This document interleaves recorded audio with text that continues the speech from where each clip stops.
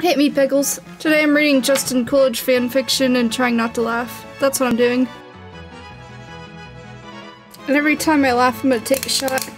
Alright, now sit back and listen to the text-to-speech voice and try not to laugh.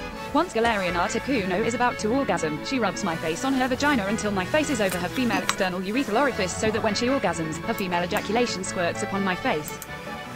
Now to a normal-sized human, the rate that a female Galarian Articuno squirts female ejaculation is not much pressure at all, but to a shrunken man, it is like being sprayed in the face with a power washer 5 inches from my face. This often results in her female ejaculation to enter my lungs. Why is it called a female ejaculation? Once she had her orgasm, Galarian Articuno then returns to rubbing my face against her vagina in attempts to have another orgasm. Once she has her second orgasm, she again moves my face to her female external urethral orifice to have it squirt against my face. The whole process repeats until Galarian Articuno cannot have any more orgasms, since Pokemon can have multiple orgasms, just not an infinite number. Galarian Articuno will have 2 to 5 orgasms, with 3 being the most common amount and 2 being the least common amount. The more orgasms she has, the less likely I will survive such torture. If I happen to survive her cruel sexual act, I will be traumatized afterwards. To make matters worse, Galarian Articuno will not unshrink me, she will leave me shrunken for life. And a traumatized shrunken man is worse than a normal-sized one. Galarian Articuno does not get extra sexual arousal from doing these cruel sexual acts. No, it is not a fetish of hers, it is just in her cruel nature that she does this to me. See less. That was really hard. Sex shop in Nimbasa City that is specifically designed to make it possible for a human and a Lugia to have intercourse. Since Lugia are so large, a human needs to stand on something in order to reach a Lugia's genitals. Thus, the object that you see in the picture exists. There is a Lugia figure on the object, so that proves it was meant to be used for sex with a Lugia. I have something similar for my wife Reshiram, except hers is much more expensive as so few humans want to have sex with Why are any humans having sex with Reshiram? On that one.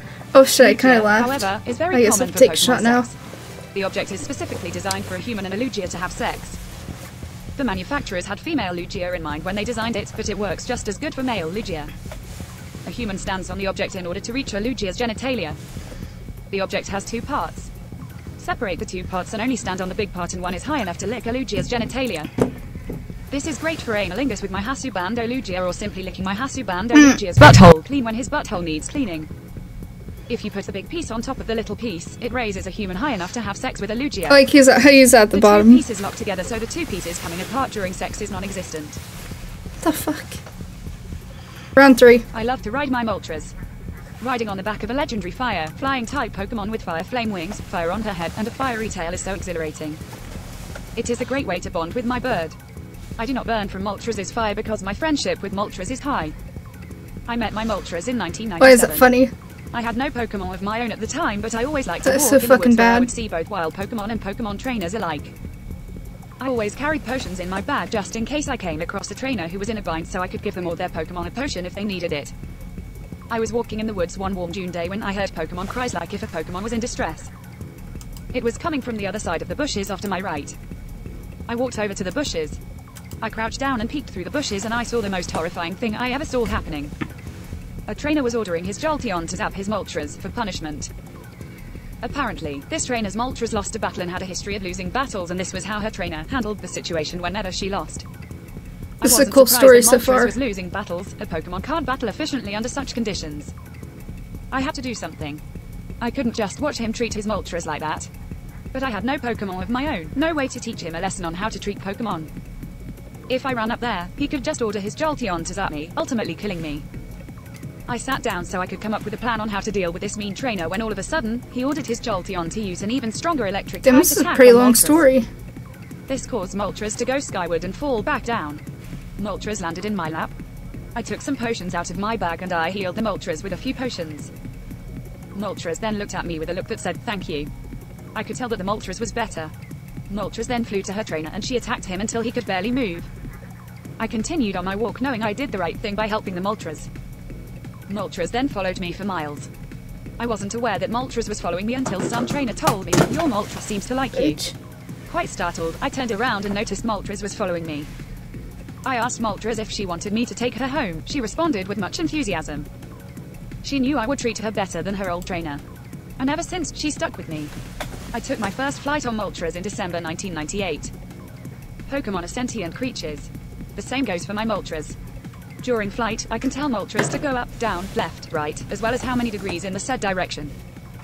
I can call out attacks if we run into some wild Pokemon in the sky, and my Moltres knows what to do with every command.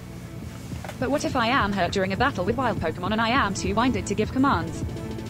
Well, then it is all about my hand placement on her neck as well as how much pressure. If I apply more pressure with my left hand, I am asking her to turn right. I can tell her what Pokemon attacks to use this way as well. Now what if I am really hurt, where that becomes more difficult? In that case, I really loosen my grip on Moltres' neck and I start to take it easy. This tells Moltres that she's in charge. Basically, I am relinquishing control of my Moltres and letting her decide the best way to handle the situation, praying to Arceus that she will get me somewhere safe. It has been many years since I rescued Moltres from the mean trainer, and she's very happy and very fond of me. We've been in many Pokemon bird races, won and lost many battles, and we've even had sex. Cat's bothering me. Moltres enjoys sitting on my face a lot too. Two things that define me: Justin Coolidge, in love and married to Reshiram and riding Moltres. See less. Comment. Different. So I have been teaching her stuff about the human world the last 11 years that she has been my wife. One thing that my wife has learned is about bugs. I taught her that bugs are not bug-type Pokemon and they are not Pokemon at all to me, but even during the next approximately equal 700 years of her life, she will never know that she crushed her shrunken husband. Cool story, bro. Round 5. I love my wife Reshiram with all my heart. She means a lot to me and I would not leave her for $1 million or the world. My love for her is true, genuine and real. I met my wife Reshiram late August 2009. I went to Dragon Spiral Tower just to check it out. I was dating Rydia at the time. I made my way up the stairs and eventually made my way to the top of Dragon Spiral Tower. As soon as I got to the top, I saw Reshiram. I have heard many things about how powerful Reshiram are and what one can do to a human. Thus, as soon as I saw her, I turned around and decided to get my ass out of there. However, at that moment, Reshiram used Attract on me to show me that there is nothing to be afraid of. I instantly fell in love with Reshiram. This wasn't real love, I was under the influence of Attract. I ran up to Reshiram and she hugged me. I spent the night with her.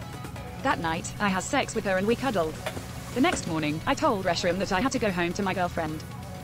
Reshiram roared and cried over and over until I gave in and told her that I would come see her in a few weeks.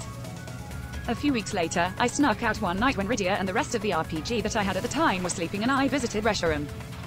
We had sex again and I returned home before anybody woke up. However, I thought that one of these days, I had to break the news with Rydia. October that year, I took Rydia to see Reshiram. Rydia knew what she was up against. In fact, Rydia knew Reshiram was better for me than her.